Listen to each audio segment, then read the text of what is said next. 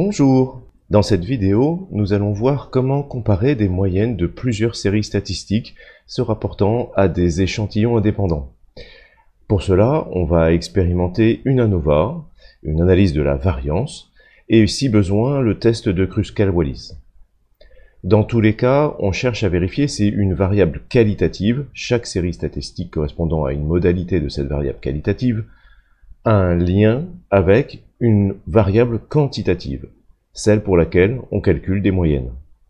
Alors il faut insister sur le fait qu'on croise ici une variable qualitative avec une variable quantitative. L'ANOVA est un test d'hypothèse dont la formulation se rapproche de la suivante. Peut-on affirmer qu'il existe au moins un des groupes testés dont la moyenne est significativement différente de celle des autres groupes? Pour pouvoir conduire l'ANOVA à son terme, il faut vérifier au préalable quelques conditions, comme la normalité des distributions des séries de données, l'égalité des variances entre les séries statistiques, et puis un nombre minimal d'individus par série, habituellement fixé autour de 30. Alors prenons tout de suite un exemple pour que ce soit plus clair. On analyse ici les montants des dépenses réalisées en ligne en une semaine par 150 individus.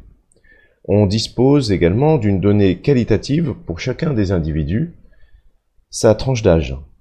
On cherche donc à vérifier s'il existe un lien entre l'âge des individus et le montant qu'ils dépensent en ligne.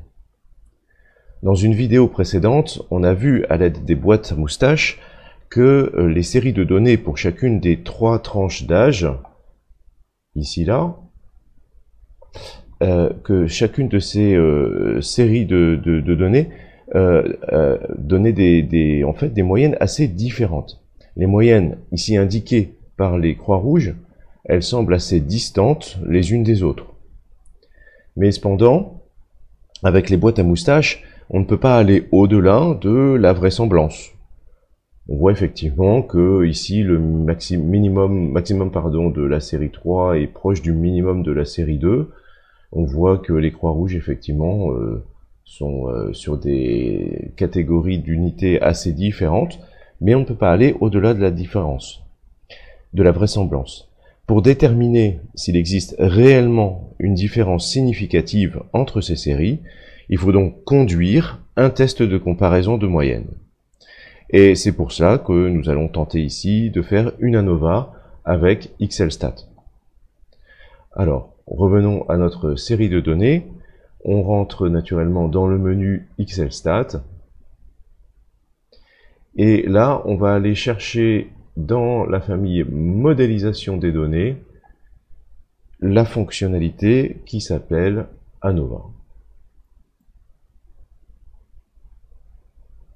Alors, on voit tout de suite qu'il faut qu'on choisisse le format de données avec lesquels on va rentrer nos données. Notre variable dépendante, c'est-à-dire c'est l'équivalent du y, c'est l'issue, c'est l'y de la fonction, c'est l'issue de la fonction qu'on essaie d'étudier. Alors ici, ça va être une fonction assez simple, c'est-à-dire que ça va forcément être une variable quantitative pour le y, dans le cadre d'une ANOVA, et les variables explicatives, là où les variables explicatives seront forcément des variables quantitatives. Alors, une seule variable quantitative dans le cadre d'une ANOVA, mais on peut éventuellement avoir plusieurs variables quantitatives. Alors, ici, notre variable qualitative, donc quantitative, ici, sur la variable dépendante, c'est bien le montant dépensé. Donc on sélectionne ici toute notre colonne B de B1 à B151. Et puis notre variable explicative, donc celle qui vient expliquer potentiellement le montant dépensé, eh bien elle est dans notre colonne A. Ça correspond bien à une variable qualitative puisqu'on a ici des tranches d'âge. Voilà. Comme on a sélectionné la première ligne, A1 et B1, on n'oublie pas de cocher ici libellé des variables. On va voir un petit peu sur les autres onglets. Alors, on voit ici qu'on a la même fonctionnalité pour faire soit une ANOVA, donc une analyse des variances, soit une ANCOVA, donc une analyse des covariances. Ici, on va laisser de côté, mais ce serait éventuellement possible. les données manquantes, on ne va pas les accepter. Et puis, surtout, dans l'onglet Sortie, ici, on n'oublie pas de cocher Analyse de la variance. On va pouvoir retirer les autres fonctionnalités ici. Alors, si ce n'est que, là, dans le sous-onglet Moyenne, on va lui demander de nous faire tout de suite des comparaisons multiples. Alors, à quoi ça sert? Ça veut dire que, en fait, il va, ici on a 3 classes d'âge, donc il va comparer les classes d'âge entre elles, ça c'est ce que fait l'ANOVA. Si jamais ces classes d'âge, s'il y en a au moins une qui est différente des autres, la comparaison de moyenne va permettre d'éventuellement associer 2 classes d'âge qu'on pourrait mettre dans un même groupe parce que avec présentant des moyennes de dépenses similaires, et donc du coup d'isoler celles qui seraient différentes. Donc si jamais, parmi nos 3 classes d'âge, il y en a au moins 2, voire les 3, dans ce cas-là, ça voudrait dire qu'effectivement, il n'y a pas de différence du tout. Mais s'il y en a au moins 2 classes d'âge qui ont des moyennes identiques, pour le déterminer, ça, il faut qu'on fasse la comparaison de moyenne, comparaison par paire. Donc là, on voit dans la comparaison par paire, on a différents tests possibles. On peut en cocher 3, par exemple, Bonferroni, Fischer et Tocquel. Et on va laisser les graphiques de côté, on n'en a pas besoin. Ok, donc on vérifie bien que sur notre variable dépendante, le y, donc qui est une variable quantitative, on a bien nos 150 lignes avec nos 150 valeurs sur une seule colonne, et notre variable explicative, qui est ici qualitative dans le cadre d'une ANOVA, on a bien également nos 150 lignes. Continuez. XLStat nous crée un nouvel onglet, comme à chaque nouvelle demande de fonctionnalité. On a bien donc au total nos 150 observations. On voit ici que chaque observation a le même poids. J'ai pas parlé des pondérations, mais ici on a bien exactement les mêmes choses. Et puis on a tout de suite ici notre analyse de la variance qui est donnée avec une probabilité, une p-value en fait ici, qui va être très très faible, en fait proche de 0, ce qui nous conduirait à dire qu'il faut rejeter l'hypothèse H0 selon laquelle les moyennes des 3 classes d'âge seraient identiques, en tout cas pas statistiquement et significativement différentes. Donc ici, on aurait tendance à dire qu'effectivement, il y a des différences de moyenne entre nos 3 tranches d'âge. Si on descend un petit peu, donc là, il nous a fait effectivement des comparaisons de moyenne par paire. Alors, on avait demandé 3 tests, hein, donc les voici, et on voit que dans tous les cas, en fait, eh bien, ces 3 tests, ils nous font 3 groupes. Donc, ça veut dire qu'en fait, les 3 moyennes qui sont ici, les 3 moyennes de montant dépensé pour chacune des 3 tranches d'âge, elles sont vraiment toutes les 3 significativement différentes. Il n'y en a même pas 2 qu'on pourrait imaginer mettre dans un même groupe. Donc ce qui explique que effectivement notre p-value de l'ANOVA soit très très très faible. Voilà. Et on a ici en fait la synthèse. Donc on voit ici que clairement c'est la tranche d'âge des 30-45 ans qui dépense de plus et de loin. Et en fait, même entre la tranche d'âge des 15-30 et celle des plus de 45 ans, eh bien les moyennes restent significativement différentes. Même si elles sont plus proches, en valeur absolue, elles restent significativement différentes. Alors, tout ça c'est très bien, sauf que, en fait, il faut qu'on arrive à tester la normalité de nos échantillons. Alors, pour cela, on va se référer à des tests de normalité. Donc ces tests de normalité, on va aller les chercher dans description des données et tests de normalité. Et là, donc on va tester la normalité donc de nos données qui sont toujours nos montants dépensés, notre variable quantitative, donc B1 à B151. Et on peut spécifier ici donc des sous-échantillons qui correspondent en fait à nos classes d'âge. Voilà. Alors, on nous propose ici 4 tests de normalité. On n'oublie pas naturellement de cocher le libellé des échantillons ici, puisqu'on a saisi les cellules A1 et B1. Et puis, on va prendre ici les 4 tests de normalité. Les données manquantes, on n'en a pas. Statistiques descriptives, on peut laisser si on veut. Et on va faire OK. Donc, à nouveau, un nouvel onglet sur ces tests de normalité. On va élargir un petit peu la colonne A. Voilà. Encore. Voilà. Donc, on retrouve bien nos moyennes ici par tranche d'âge. Voilà, avec le minimum, le maximum pour chacune des tranches d'âge. Et puis, on va faire une lecture ensuite de nos tests demandés. Alors, ce qu'on voit, donc, c'est qu'on fait un test ici pour savoir si notre variable, qui correspond encore une fois à notre montant dépensé, tranche d'âge par tranche d'âge, correspond bien à un échantillon qui proviendrait d'une loi normale. Ici, on voit que notre p-value est faible, en tout cas est en dessous du seuil alpha des 5%, puisqu'on est à 1,4%.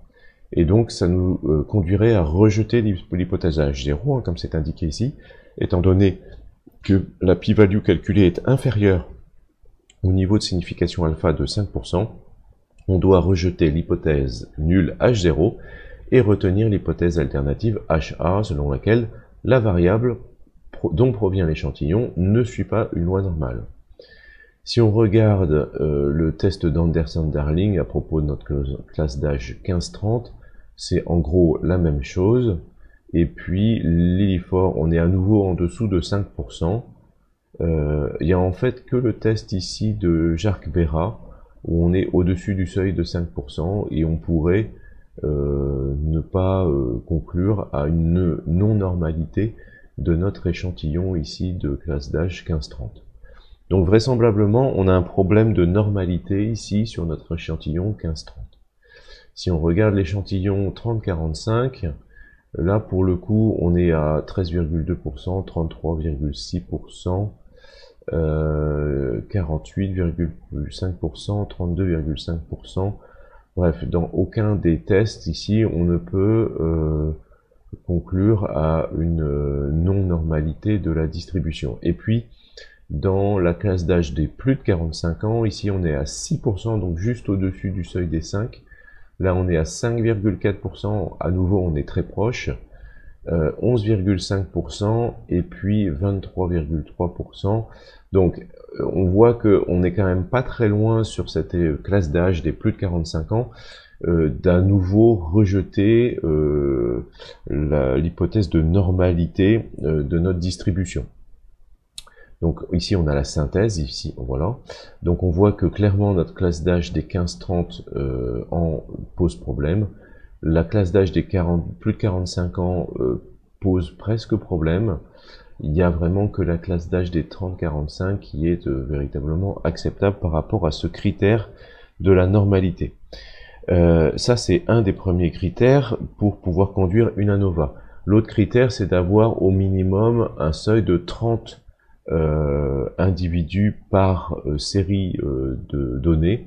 Ici on sait que c'est le cas puisqu'on a au total 150 individus répartis en 3 fois 50, donc ça, ce critère là ne pose pas de souci.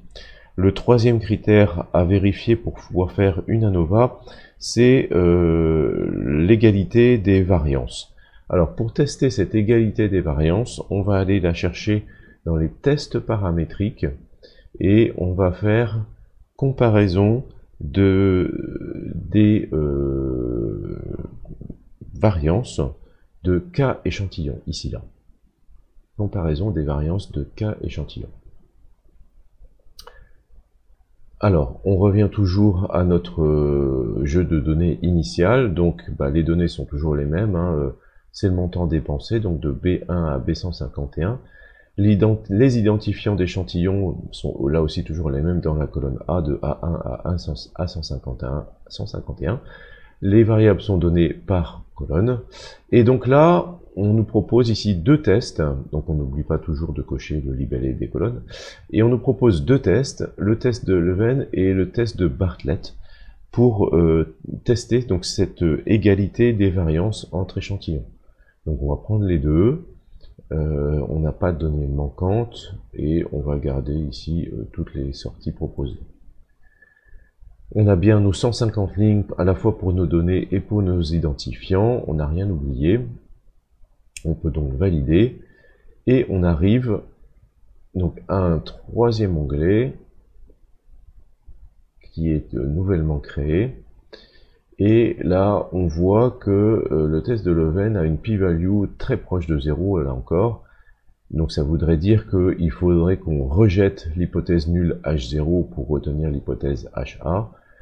Autrement dit, au moins l'une des variances, sur les 3 tranches d'H testées, au moins l'une des variances est différente d'une autre. Au moins l'une.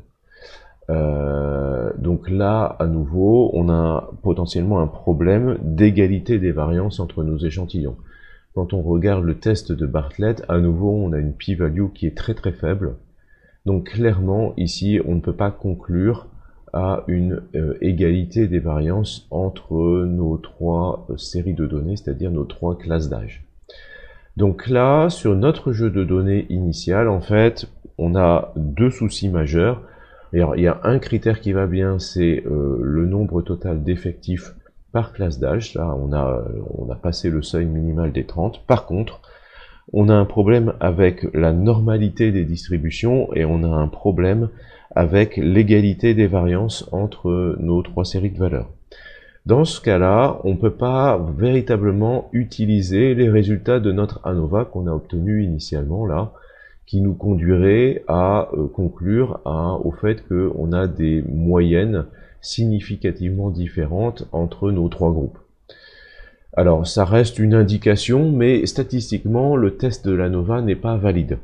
Du coup, on va utiliser plutôt un test non paramétrique, qu'on va aller chercher dans le menu test non paramétrique ici, et on va faire comparaison de cas échantillons avec notamment le test de Kruskal-Wallis. Et c'est celui-ci qu'on va conduire.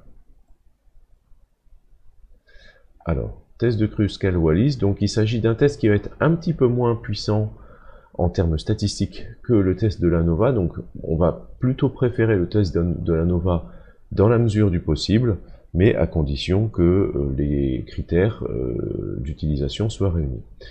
Alors, test de Kruskal-Wallis, donc c'est toujours un peu le même principe. Les données testées, ça va être notre variable quantitative, donc les montants dépensés de B1 à B151. Les identifiants d'échantillons sont toujours dans notre colonne A. C'est une variable qualitative. On n'oublie pas de cocher le libellé des colonnes et on coche bien test de Kruskal-Wallis. Et là aussi, on va pouvoir demander des comparaisons multiples par paire afin d'identifier d'éventuels regroupements de moyennes entre les 3 moyennes ici qui vont être testées.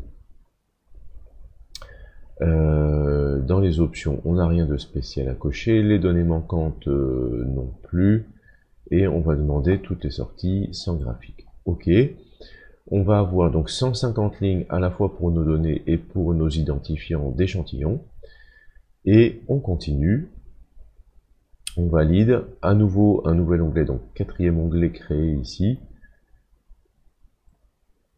et on obtient ceci, donc avec le test de Kruskal-Wallis. Donc on est toujours sur des statistiques inférentielles, hein, on teste une hypothèse qui est l'égalité des moyennes entre nos 3 échantillons, entre nos 3 tranches d'âge. Et ici on voit qu'on a une p-value qui est à nouveau très très proche de 0. Étant donné que la p-value calculée est inférieure au niveau de signification alpha de 5%, on doit rejeter l'hypothèse nulle H0 et retenir l'hypothèse alternative HA qui stipule que les échantillons proviennent de populations différentes.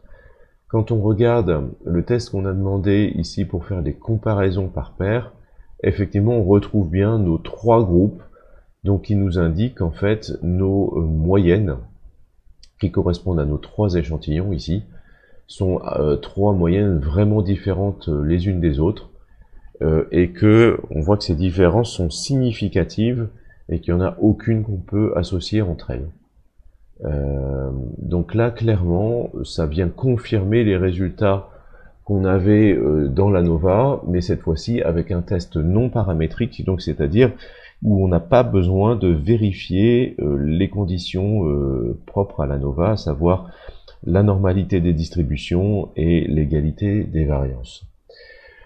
Voilà comment on peut comparer des moyennes. Donc forcément, si on calcule, on compare des moyennes, c'est qu'on peut calculer des moyennes. Si on calcule des moyennes, c'est forcément avec une variable quantitative, et en comparant en fait différents échantillons déterminés par une variable qualitative, à savoir ici 3 modalités d'une variable qualitative qui correspondent à nos 3 tranches d'âge.